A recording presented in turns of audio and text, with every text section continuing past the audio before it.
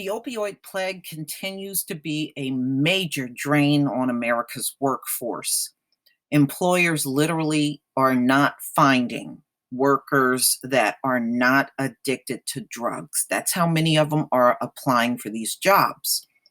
Number two, they'll hire people, and then shortly after they hire them, they realize the person is a drug addict.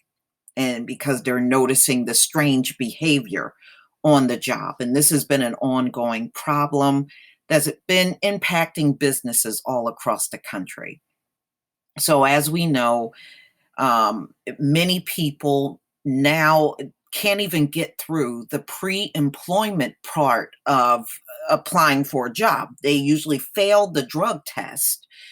And unfortunately, even people on the job that are already hired, if they do a random drug test, they're constantly getting rid of people because even their present workers are not passing drug tests. So this has been really detrimental on the workforce in America. And it just go to show you how bad it is. No matter how much people try to hide this stuff from mainstream media, it's still coming out.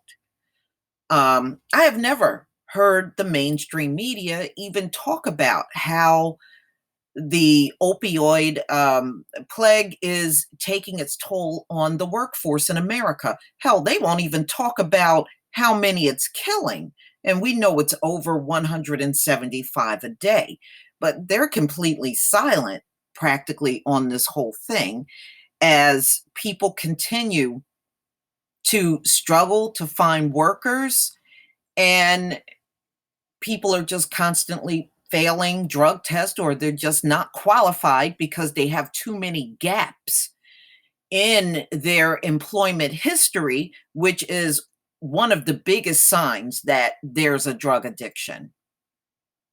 So I'm going to go ahead and play this video so you can hear from employers themselves on how they're really struggling because of the opioid situation in America. Make it full screen. Taft Farms has been in the family for decades. Dan Tazinski and his son Paul have seen every kind of economy, but this is new. We have had ads running in the paper, ads running online, and I have a stack of applications of people that I wouldn't dream of hiring. A shortage of workers. Qualified people are few and far between. It's not that people can't run a cash register. It's not that people can't make a sandwich. You look at their job history and it's one after another, and you realize this isn't an employable person. It seems as though all the employable workers are employed. The job market is booming, but the percentage of Americans working or looking for work is near a 40-year low. Economist Alan Kruger noticed a link between the missing workers and opioid use.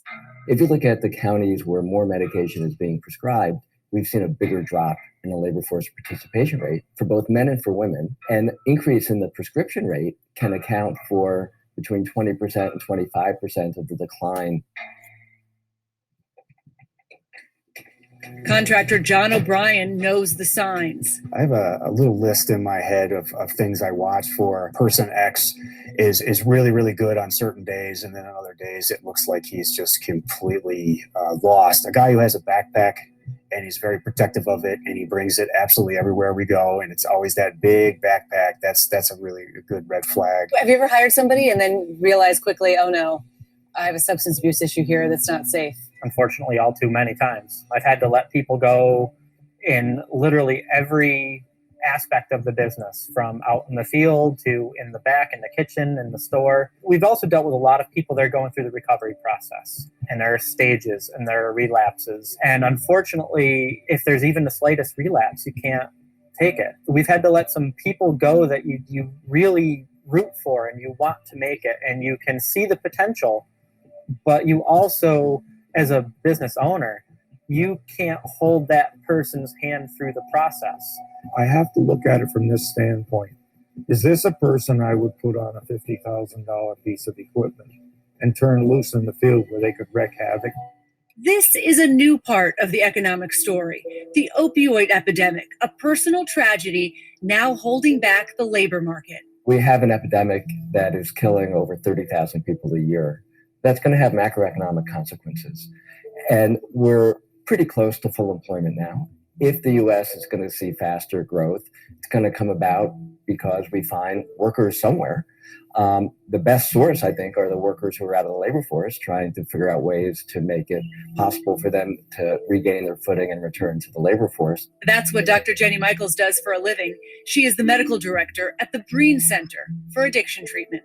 We have a lot of ignorance about this disease. A person with addiction has a brain that's different than a person who does not have this disease. But we struggle with that.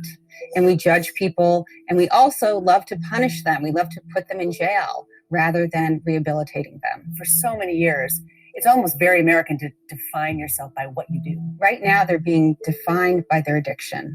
And addiction is one of the most stigmatizing diseases in the world. Amy Borden was once one of those missing workers. Being addicted is like a full-time job with overtime. Yes, it's every day, 24 hours a day, 7 days a week. That's the only thought in your mind. And it's a job that you can't get fired from. I would work a month and then quit or be fired because I didn't show up. That checkered work history, a red flag for small business owners. At 47, Borden has been in recovery for nearly 11 years. She says the gaps in her resume made employers hesitant to hire her. I filled out numerous applications and I didn't even get a call.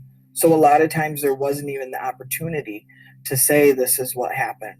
This is why there's the gaps. Amy is now, by all accounts, a success story. Treated at the Breen Center, she now works here, helping other people through recovery. When you think of the hurdles to getting to where you are, and then to hear from employers who say, you know, I'm not ready to hire somebody in recovery. I think the judgment and the stigma has to go away. It has to. You have to listen to the person and just be understanding that it's a disease. Without financial stability, most people will relapse because of the stress of how do I support my family. So we have to be given the opportunity. It's not a death sentence. If someone has diabetes that's not treated, they're not going to do well. But if we treat that disease, the sky's the limits. You know, it's true for addiction also. Treating the epidemic, imperative for families, communities, and business. So you can really see how not being able to get workers can hold back how much you can grow and how much business you can do. Absolutely. I could hire 2 guys, 3 guys today. And it makes expanding my business very difficult, not having the resources to get to everybody who's calling.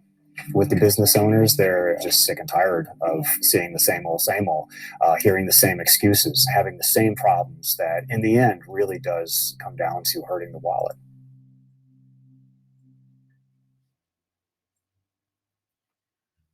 Okay, well, this is the sign of Why do the you think times, the evil everybody, and this is the reality of what's happening across America. This is happening everywhere in America.